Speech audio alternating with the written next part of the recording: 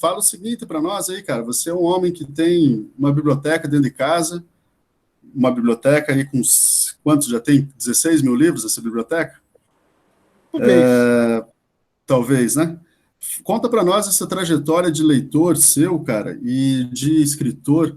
Como é que uma coisa foi cair na outra?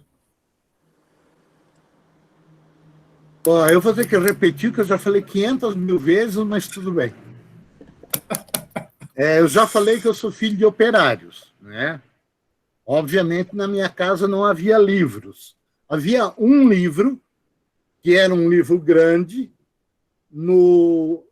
na cabeça da página havia a ilustração de um quadro de um pintor famoso, normalmente representava cenas bíblicas, e do meio da página para baixo havia uma história bíblica. Eu me lembro com muita clareza o mito do dilúvio, né? Havia um quadro pintado que mostrava aquela água toda, uma pedra e uma leoa agarrada nessa pedra e agarrando a leãozinha ou o leãozinho para ele não se afogar. A minha mãe leu aquela história para mim e eu fiquei muito angustiado. Aí eu perguntei, mas por que Deus fez o dilúvio? Ah, porque o homem pecou, porque tivemos muito pecado, babá, babá, babá. Mas como eu não era bobinho nem nada, eu perguntei, mas que pecado a leoa fez? Leoa faz pecado? Aí embrulhei teologicamente a minha mãe, ela não sabia responder isso. Tá? Mas a minha leitura começou aí. Mesmo que a gente não tivesse livro, esse livro plantou muitas sementes dentro de mim. E uma outra, eu era um menino tímido, era um menino muito magrinho, frágil, gago, não me enturmava com ninguém. Eu costumava subir numa goiabeira que havia na minha casa, que era uma goiabeira bem alta, maior que a casa, e lá tinha uma forquilha que a natureza criou para mim. Eu me sentava nessa forquilha, ficava cantandinho, ficava olhando Brusque, que eu sou de Brusque. Eu achava Brusque uma cidade imensa. Né? Eu estava aprendendo a ler o mundo. Lembre-se de Paulo Freire. Né? Primeiro você precisa aprender a ler o mundo para depois aprender a ler o texto, a literatura.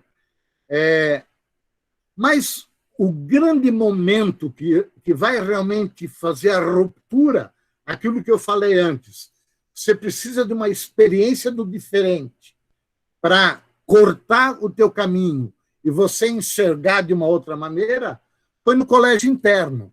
Eu tive um professor de português chamado Padre Antônio Moretti, era um gigante do homem, mas o apelido dele era Padre Toninho. E esse Padre Toninho, numa aula de português, ele falou mais ou menos o seguinte: quem quiser ser inteligente na vida tem que ler pelo menos um livro por semana. Aquilo caiu na minha cabeça como um raio. Eu era um zero à esquerda, um inútil total, e eu pensei, eu vou tentar ser inteligente. Eu vou ler um livro por semana. Mas esse padre também falou, quando você terminar de ler um livro, não devolva para a biblioteca.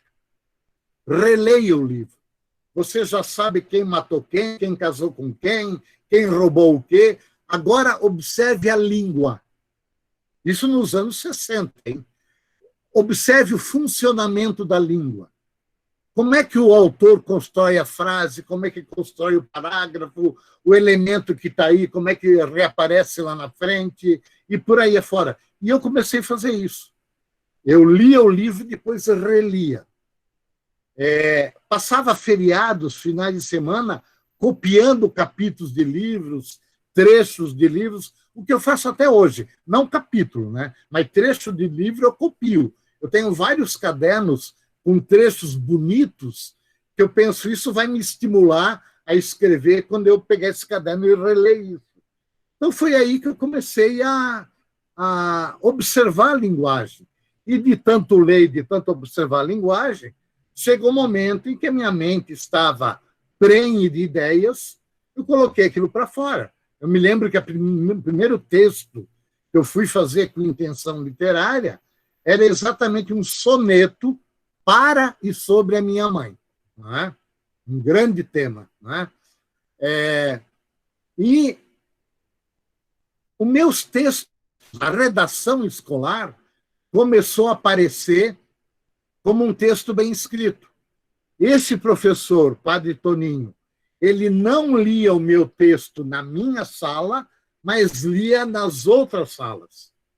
Na hora do recreio, o pessoal vinha falar comigo. Ô, Paulinho, nossa, Paulinho, você é gênio. Nossa, Paulinho, você é poeta. Nossa, Paulinho, como você escreve bem.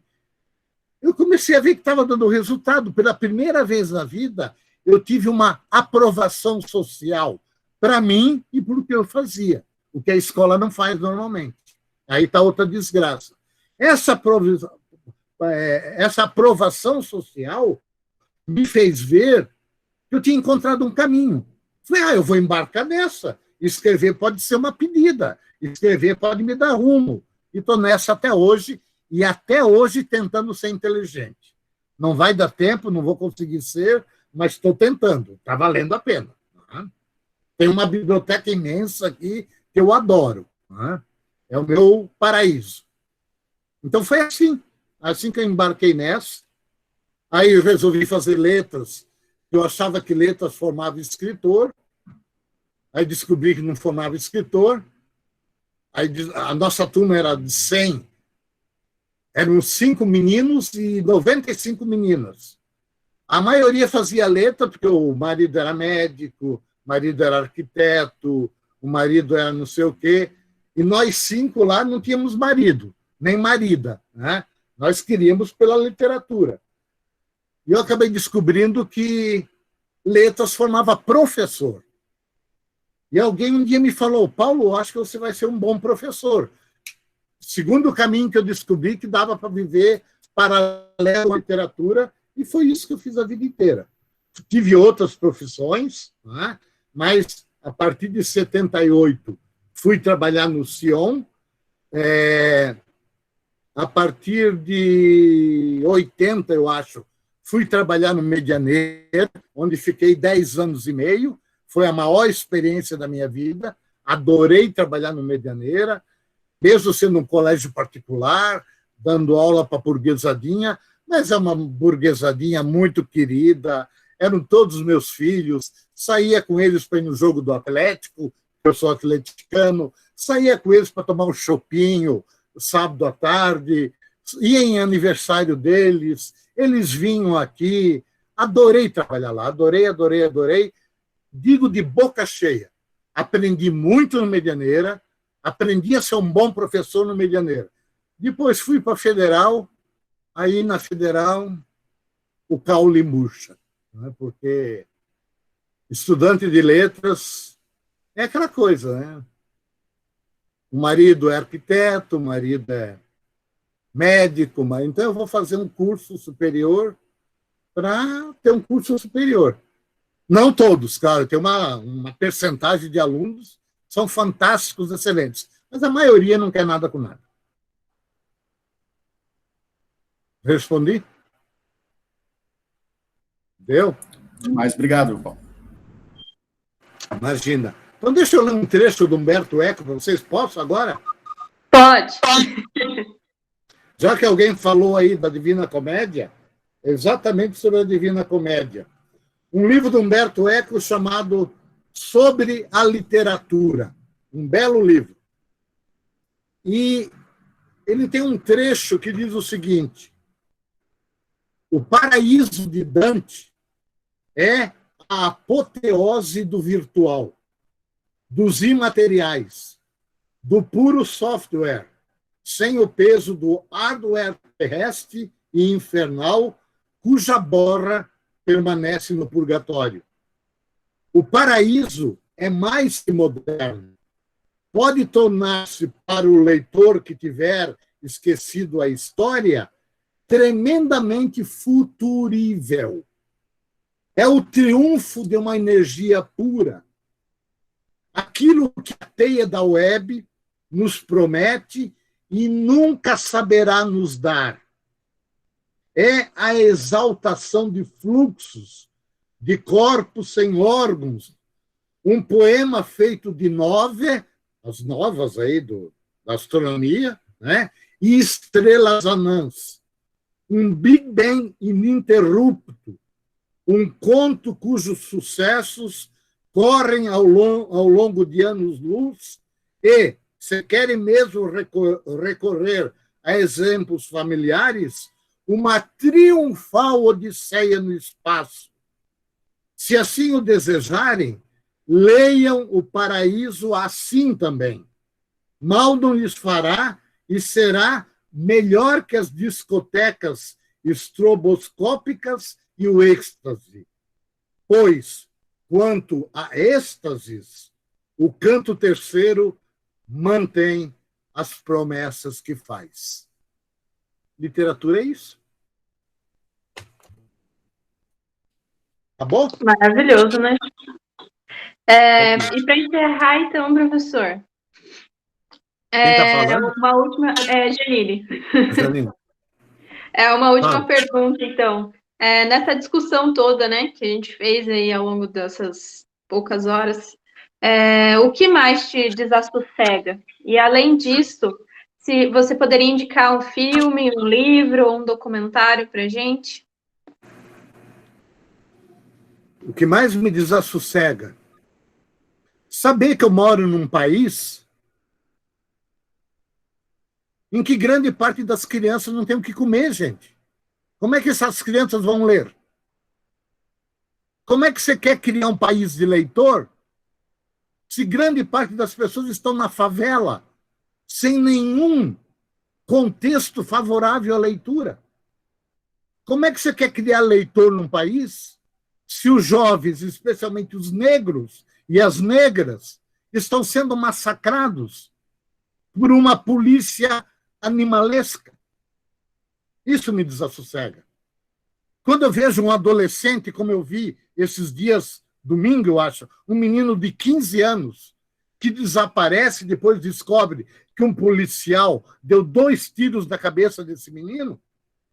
Quando eu vejo o João Pedro, que estava brincando dentro de casa, e deram 70 tiros nessa casa, e um acertou o peito do João Pedro, isso me desassossega. Eu não suporto saber que tem fome no Brasil. Eu passei fome quando vim para Curitiba. Eu comia um pão d'água naquela época, que corresponde a um pão francês, e tomava um copo de leite por dia, porque eu não tinha grana. E essas crianças não têm nem um pão francês, nem um copo de leite. Isso me desassossega. Viver num país dominado por uma elite porca, alienada, que aplica o seu dinheiro em paraísos fiscais, e essa é a grande corrupção no Brasil, que ninguém comenta, porque isso é normal. Não é?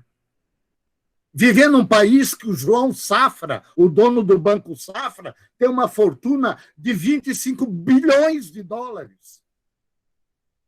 Por que existe pobre? Porque existe esse tipo de riqueza podre, essa elite podre, malfadada, que criou o Brasil como casa grande e senzala. Eu não suporto o racismo. Black is beautiful. Vidas negras importam. Por que matar alguém por ser preto? Esse desgraçado desse ex-ministro da Educação, antes de sair, assinou um decreto impedindo que negros, índios, pessoas com necessidades especiais possam fazer pós-graduação. Por que isso, meu Deus? Por que essa perseguição? Isso me desassossega. Desculpe o meu frenesi, mas eu fico alucinado. Quando eu vejo uma garota ou um garoto sendo mortos com 10 anos, 9 anos, 8 anos, 15, 19, 20... Pô, matar um menino de 15 anos a troco de nada, outro menino de 14... Essas crianças, esses adolescentes, precisam de carinho, precisam de diálogo, precisam de orientação, precisam de exemplo bom para se tornarem pessoas interessantes na vida. Por que matá-los só porque são negros? A negritude, como qualquer cor humana, a diversidade é que é a maravilha do ser humano. Imagine se fôssemos todos iguais, garrafinha de Coca-Cola, todo mundo igual. Qual é a graça do mundo assim? Né?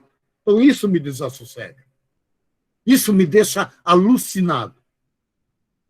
A minha esposa, às vezes, tem que me dar copo d'água com açúcar, porque eu fico vendo um jornal na televisão, eu começo a jogar banco, eu começo a espumar, o meu cachorro fica paranoico, que pensa que eu estou brigando com ele, até convencê-lo que eu não estou brigando com ele, vai um tempo. Né? Chega. Filme. Pele, o Conquistador. É a história de um menino com um velho. Livro. Eu trouxe 3 aqui para sugerir. Estou lendo um livro de uma escritora chilena. Aparece? Aparece? Aparece, sim. O romance entre aspas, né? Se chama Sistema Nervoso, e a escritora é Lina Meruane. Ela é chilena, mas mora nos Estados Unidos. Ela conta eu não terminei ainda, mas ela conta uma história assombrosa. A narradora é uma professora de escola secundária. Ela está tentando fazer uma tese de astrofísica, mas ela fica doente de um determinado problema que ela não sabe que é. Os médicos começam a pesquisar. Então, o romance mergulha na questão das patologias humanas, as doenças humanas. É um arraso. Um escritor espanhol contemporâneo, Andrés Barba, República Luminosa. É um livro pequenininho, mas é extraordinário. Um dos grandes livros da minha vida. E um livro que tem tudo a ver com a minha explosão anterior, Marrom e Amarelo, do Paulo Scott, que é um autor gaúcho, e aqui ele trabalha com um tema muito atual, o racismo. Um dos narradores é negro, tem uma filha, essa filha é meio revoltada contra a vida, ela participa de uma passeata porque seres humanos foram desalojados de uma ocupação num prédio em Porto Alegre, e a partir daí, não vou dar spoiler. É um belo livro, um belo discurso, e vale a pena ler. O que mais que eu tinha que indicar? Filme, livro? Um documentário. Documentário Democracia em Vertigem.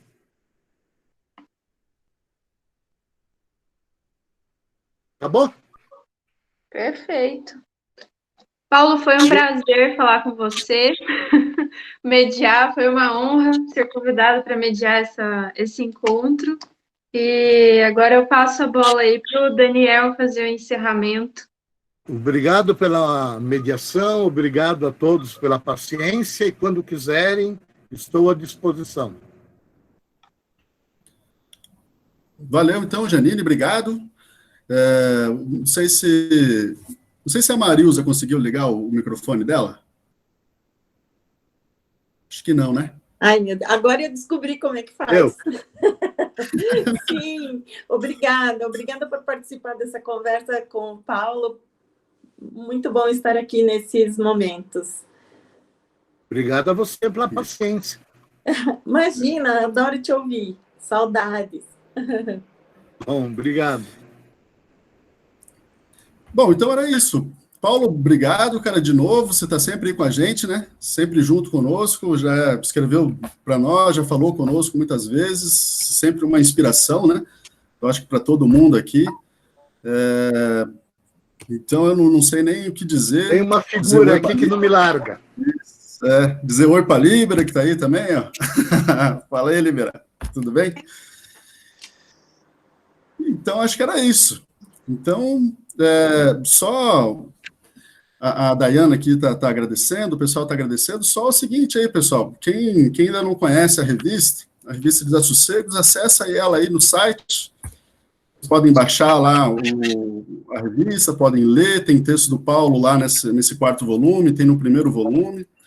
E quem quiser saber um pouco mais também sobre a revista, a gente vai fazer uma roda de conversa aí, agora, no dia 2 de julho. Então, quem quiser, é só se inscrever ali, acessar essas informações que eu coloquei no chat, e aí a gente conversa lá também. Tranquilo?